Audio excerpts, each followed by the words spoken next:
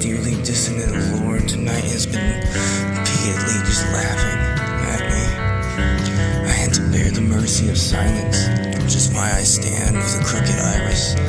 This eye with a lisp whispering light is my limp, and with it I see nothing but violence and the way my life is. But tonight is the night I strip the sky of its life, and watch as the light inside of it dies. Tonight is the repetition with no melody. Tonight is the final riptide I will give, as God asks why nothing is right, as if nothing is. Tonight I will drift into perdition with the rest of me. And just like before, I will bury the knife deep within my skin.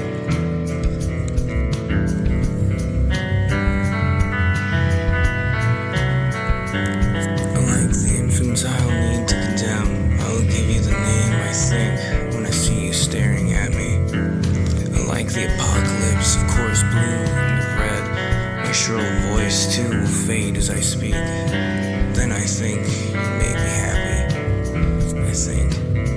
Just then I heard the threat of calm nothing, like a river of love, lovely poison. A rush of distorted sounds beckons with a sudden end, and I keep thinking aloud as if the music is flowing out, but I only poetically promised the ghosts the simple lack of noises.